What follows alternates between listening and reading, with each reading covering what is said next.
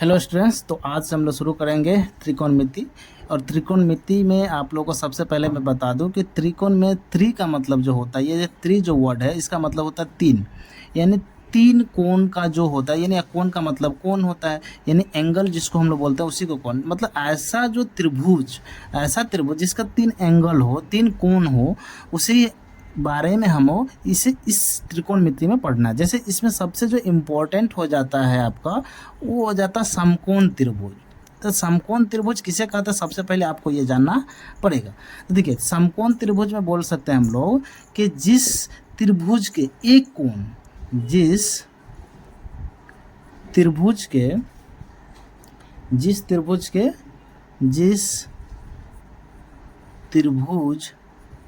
के एक कोण 90 डिग्री का हो, कितना का हो, 90 डिग्री का हो, उसे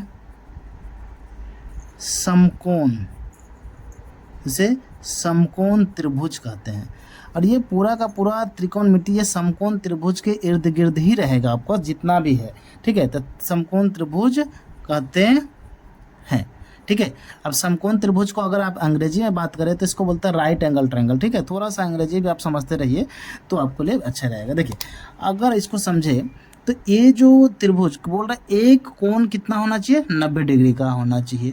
अब 90 डिग्री का कैसे होता है, जो एक, जैसे ये लाइन है और एक लाइन है, तो जहाँ कट होता है यहाँ पर ये 90 डिग्री का कोण बन जाता है। तो यहाँ पर देखिए कट हुआ तो ये वाला जो पार्ट है ये 90 डिग्री का बन जाएगा, ठीक है। तो इसको मान लेते हैं हम लोग बी, तो इसको ए और इसको सी, थोड़ा सा ध्यान से समझिएगा। तो ये 90 डिग्री का हो जाएगा। तो बाकी सब कितना होगा, तो मान लीजिए राइट एंगल में यानी समकोण त्रिभुज में जो होता है ये 45 होता है, यानी 45 डिग्री होता है, और ये भी 45 होता है, यानी कि 45 डिग्री होता है। इसमें एक चीज़ आपको समझना है जो बहुत ज़्यादा ही इम्पोर्टेंट होगा आपका त्रिकोणमिति में, वो क्या होता है चलिए थोड़ा सा समझ लेते हैं। जो नीचे वाला जो भाग होगा, जैसे कि ये तो राइट एंगल है, यानी ये तो आपको समकोण त्रिभुज है, और समकोण त्रिभुज को ठीक सामने यानी त्रिभुज, ये जो समकोण त्रिभुज है 90 डिग्री है, इसका ठीक सामने वो जो आपको दिखाई देगा, इसी को हम लोग बोलते हैं कर्ण।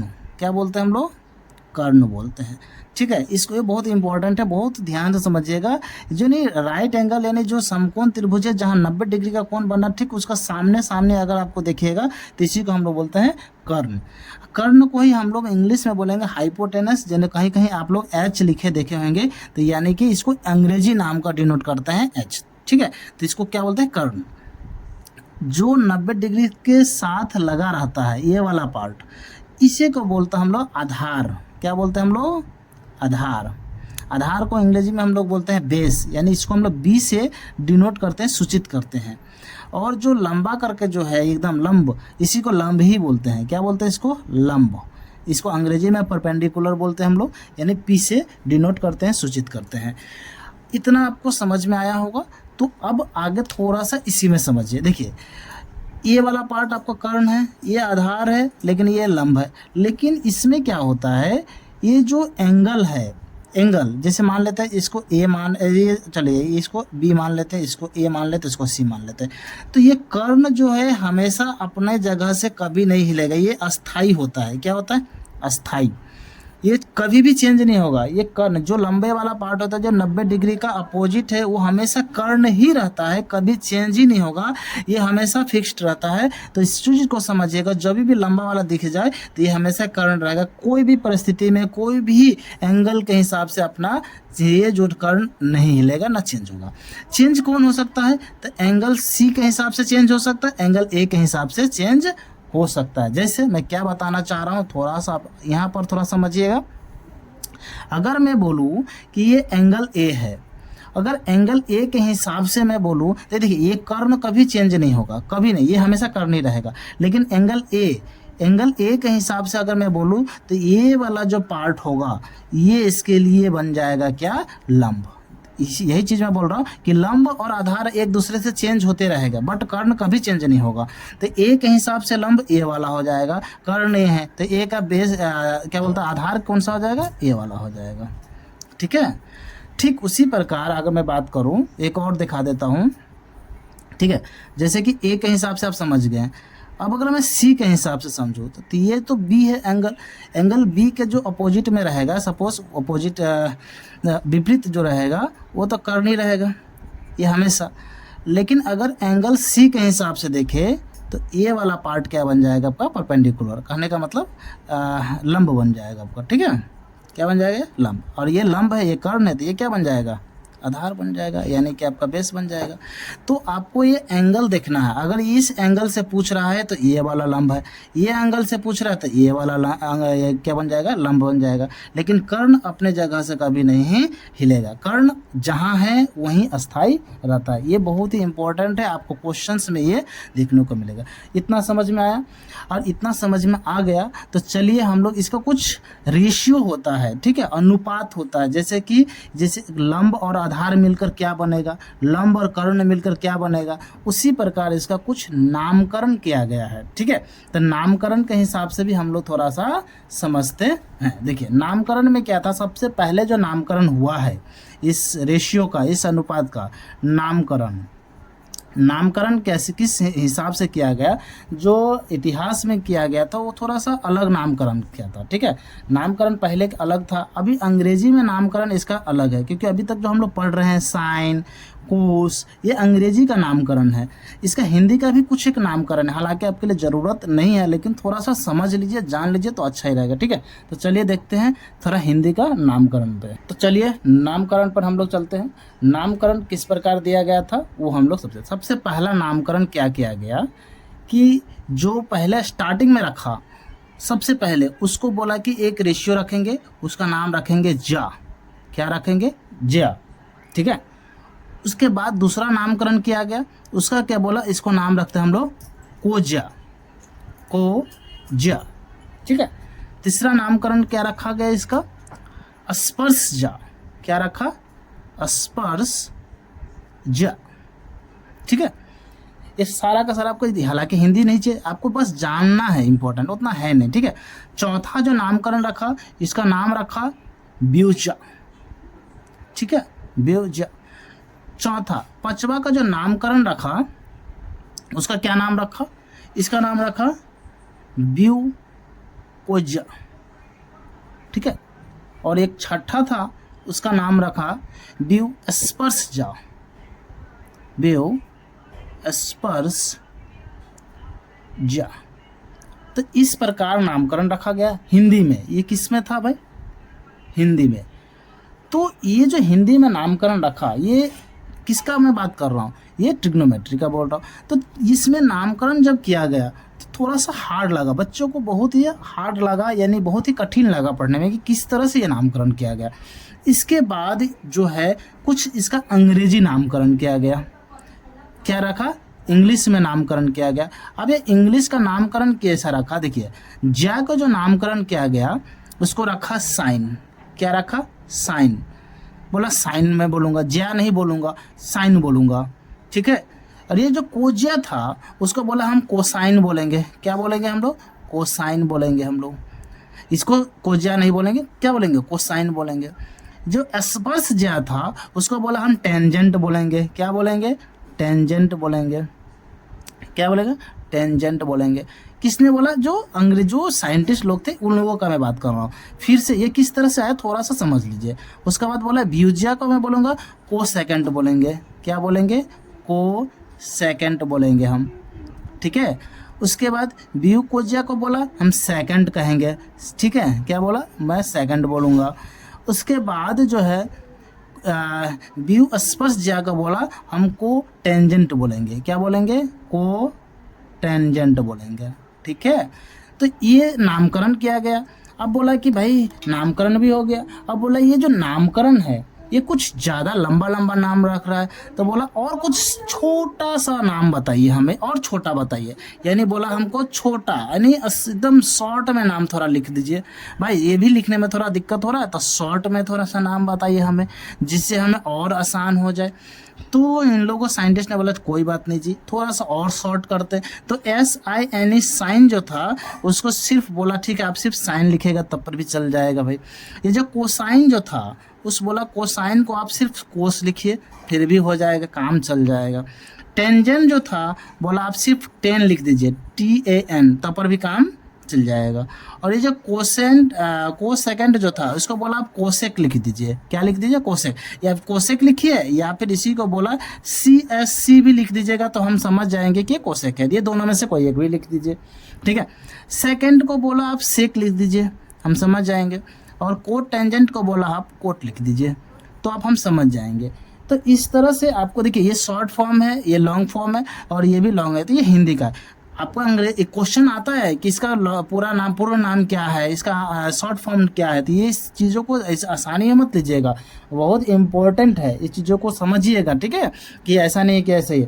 तो चीज़ों को समझ जाइएगा तो आपको लिए बेहतर हो जाएगा। क्लियर है यहाँ तक? अब हम लोग समझेंगे इसका रेशियो, इसका अनुपात कैसे होगा। जैसे साइन और कोस दोनों मिलेगा तो क्या बनेगा, जैसे कि साइन और कोस मिलकर क्या बनता है, या फिर ऐसा भी हम लोग समझेंगे इसका जो अनुपात होगा, ये साइन बना कैसे, ये अकेले साइन आया कैसे, वो भी हम समझेंगे। इसका कुछ रेशियो बना होगा तो हम लोग साइन बोले। जैसे अब यहीं पर थोड़ा समझ जाते हैं कि साइन जो होता है क्या होता है, तो साइन का हम लोगों को रेशियो बोला कि ठीक है काम करो कि जो साइन है ये किससे बना होगा, तो बोला ये अनुपात, 2 अनुपात से मिलकर बना होगा। किससे? 2 अनुपात से मिलकर बना होगा। जैसे मैं एक यहाँ ट्रायंगल बना देता हूँ, ठीक है, यहाँ एक ट्रायंगल बना दिया, इसको यहाँ पर हम लोग क्या बोल रहे थे, कर्ण बोल रहे थे, याद है या नहीं याद है? इसको हम लोग बोल रहे थे आधार, और इसको हम लोग क्या बोल रहे थे, इसको बोल रहे थे लंब। तो इसको देखिए, एक ट्रिक भी बोलता है जिसको हम नाम रखता है लाल बट्टा कक्का, LAL, लाल बट्टा कक्का, लाल बट्टा के कक्का, लाल बट्टा कक्का, ठीक है। ये इसका ट्रिक भी बोलते हैं, तो इतना ये लगाने का दिक्कत नहीं है। देखिए, तो साइन का जो 2 रेशियो रखा गया, जैसे कि ये पहला साइन है, या कोस है, या टेन है, तो साइन का जो कहते हैं लाल बट्टा का कहते हैं L/K, L का मतलब लंब और K का मतलब कर्ण। तो यानी पहले बोला 2 रेशियो को हम रखेंगे, ऊपर में रहेगा लंब और नीचे में रहेगा कर्ण, उसी को हम लोग बोलेंगे साइन। आई होप समझ में आ गया होगा। तो साइन का क्या रेशियो रखा, लंब बट्टा कर्ण, ठीक है। उसी तरह बोला कोस को क्या बताइए, तो कोस का क्या रखेगा, तो बोलेगा कि आधार बट्टा कर्ण हो जाएगा। क्या हो जाएगा, आधार बट्टा कर्ण हो जाएगा, आधार बट्टा कर्ण। तो टेन का क्या हो जाएगा, तो बोलता है जी आ जाएगा लंब बट्टा आधार, ठीक है। क्या हो जाएगा, लंब बट्टा आधार, तो यहाँ पर हो जाएगा लंब बट्टा में आधार, ठीक है। उसके बाद देखिए, 10 का जो उल्टा था, 10 का ठीक उल्टा कौन था, कोट था। 10 का ठीक उल्टा था ये कोट, जो अपोजिट था, एकदम उल्टा। अगर ये लंब बट्टा आधार है तो ये आधार बट्टा लंब हो जाएगा। क्या हो जाएगा, तो देखिएगा ये हो जाएगा क्या, आधार बट्टा लंब, ठीक है। अब यहाँ पर देखिए, ये कोसेक जो है, कोसेक ये जो किसका, साइन का उल्टा होता है। किसका उल्टा होता है, साइन का। तो साइन में क्या था, लंब बट्टा कर्ण, तो इसका वो क्या हो जाएगा, कर्ण बट्टा लंब, ठीक है। और ये जो सेक है ये किसका, कोस का उल्टा हो जाएगा, तो ये किसका था, आधार बट्टा कर्ण, तो ये हो जाएगा कर्ण बट्टा आधार। तो ये जो रेशियो आया, अनुपात आया, तो समझ में आपको आ गया होगा कि किस हिसाब से अनुपात आया होगा। तो ये जो अनुपात है ये आपको याद करना पड़ेगा, ठीक है, ये आपको याद करना ही पड़ेगा, नहीं तो नहीं होने वाला है, क्योंकि ये बहुत इंपॉर्टेंट है। ये चीज़ों इतना इंपॉर्टेंट है कि मत बोलिए, ये बहुत इंपॉर्टेंट है। तो ये जो 6 का 6 जो रेशियो बोला हूँ मैं, या फिर अनुपात बोलना होता है, साइन का लंब बट्टा कर्ण, कोस का आधार बट्टा कर्ण, टेन का लंब बट्टा आधार, कोसेक का कर्ण बट्टा लंब, सेक का कर्ण बट्टा आधार और कोट का आधार बट्टा लंब। तो ये सारे का सारे आपको याद करना पड़ेगा, ठीक है। आई होप आप समझ में आया होगा। अब चलिए हम लोग सीधा क्वेश्चन पर चलते हैं, क्वेश्चन पर चलेंगे और फिर वहाँ हम लोग समझें। तो चलिए चलते हैं क्वेश्चन नंबर 1। तो चलिए क्वेश्चन नंबर 1 पर हम लोग पढ़ते हैं। क्वेश्चन नंबर 1 क्या दिया है, त्रिभुज ABC में जिसका कोण B समकोण है, AB 24 सेंटीमीटर है और BC 7 सेंटीमीटर है, निम्नलिखित का मान ज्ञात कीजिए। तो हमें साइन A और कोस A, फिर क्वेश्चन नंबर 2 साइन C और कोस C का मान हमें निकालना था। तो पहले एक हम लोग त्रिभुज बना लेते हैं अच्छी तरह से, समकोण त्रिभुज। कौन सा त्रिभुज, समकोण त्रिभुज बनाते हैं। समकोण त्रिभुज के बारे में आपको अभी भी बताया मैंने कि क्या होता है। देखिए समकोण त्रिभुज अच्छे से बना लिया और बोल रहा देखिए B समकोण है, एंगल मतलब क्या है, ये जो एंगल B है ये क्या है, समकोण है, और समकोण क्या आ गया B, तो ये क्या हो जाएगा आपका ए आ गया, और यहाँ पर क्या आ जाएगा, सी आ जाएगा। अभी थोड़ा देर पहले मैंने आपको बताया जो भी 90 डिग्री का बनेगा, समकोण बनेगा, इसका ठीक सामने सामने कौन सा कोण बनता है आपका, ये बनता है कर्ण। कौन सा बनता है, कर्ण, ठीक है। और ये वाला कौन सा बनता है, ये आपका आधार बनता है। लेकिन अभी हम आधार नहीं, सीधा सीधा एक कर्ण लिखते हैं। क्यों बोल रहे हैं, क्योंकि अलग अलग एंगल के हिसाब से दिया रहता है। ए बी का वैल्यू कितना दिया हुआ है देख लेते हैं, 24, ये लिख लेते हैं सिर्फ। और बी सी का कुछ दिया है क्या, बी सी 7 दिया है। हमें कर्ण निकालना है, कर्ण नहीं दिया है, तो कर्ण हमें अभी यहाँ निकालना है। ये चीज़ों को समझिएगा। तो जब भी इस तरह से प्रश्न दिया जाए तो सबसे पहले क्वेश्चन को अच्छा से पढ़िए, एक ड्राइंग अच्छा से बनाइए, अच्छे से चित्र बना लीजिए समकोण त्रिभुज का। और जो भी क्वेश्चन में दिया जाता है, ठीक है, तो सबसे पहले एक वर्ड लिखिए हल। क्या लिखिए, हल। अच्छा से लिख लीजिए हल, ठीक है, जो पूरा अच्छा से नंबर दे। अब क्या दिया गया प्रश्न में, वहाँ से प्रश्न लीजिए। तो क्या लिखा हुआ है, दिया है, दिया है कि क्या दिया है, आप समझ लेते हैं, दिया है कि, कॉमा दीजिए। अब दिया क्या क्या दिया, समकोण दिया है, समकोण कितना दिया है, एंगल बी पर दिया है। समकोण त्रिभुज दिया एबीसी पर, देते यहाँ पर लिख लीजिए समकोण त्रिभुज एबीसी में, समकोण त्रिभुज एबीसी में जो एंगल है यानी ये जो एंगल है, एंगल बी क्या है, समकोण है। ये ना समकोण है। और क्या दिया देख लेते हैं, देखिए ए बी का वैल्यू दिया हुआ है 24, यानी कि हमें ए बी का वैल्यू दिया हुआ है 24 सेंटीमीटर। और क्या दिया हुआ है, बी सी का वैल्यू दिया हुआ है, तो लिख लीजिए बी सी का वैल्यू दिया हुआ है 7 सेंटीमीटर, ठीक है। अभी हमें क्या चीज़ का वैल्यू चाहिए, कर्ण है क्या, ए सी, कर्ण क्या है, ए सी, यानी ए सी का जो वैल्यू है हमें निकालना है। यहाँ तक कोई दिक्कत है क्या, कोई भी दिक्कत नहीं है, ठीक है। अब देखिए हमें एसी चाहिए। अब मैं एक चीज़ मैं बोल रहा हूँ, अभी क्वेश्चन में ही समझा देता हूँ कि एक आपको परिमेय, थ्योरम है। परिमेय मतलब क्या होता है, थ्योरम। क्या होता है, थ्योरम। परिमेय का मतलब ही होता है थ्योरम। और ये कौन सा थ्योरम है, ये आपका हो जाएगा पाइथागोरस थ्योरम। पाइथागोरस थ्योरम का मतलब पाइथागोरस परिमेय। क्या बोलते हैं इसको हम लोग, पाइथागोरस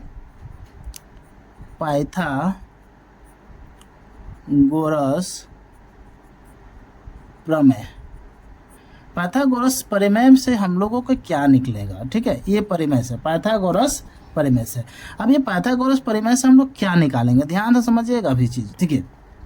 होता क्या है, पाइथागोरस परिमेय का मतलब होता है ये जो कर्ण जो होता है, यानी कि जो कर्ण है, यानी कि कर्ण का जो स्क्वायर होगा यानी वर्ग होगा, वो आधार और लंब के स्क्वायर के बराबर होगा। यानी कि आधार का स्क्वायर करेंगे यानी वर्ग करेंगे और लंब का वर्ग करेंगे, ये इसके बराबर होते हैं। ये इसका ये पाइथागोरस परिमेय में ये बताया गया है कि कर्ण का जो भी वर्ग करेगा वो आधार का वर्ग करने पर और लंब के वर्ग करने पर, जोड़ने पर जितना आएगा वो कर्ण का वर्ग मिलेगा।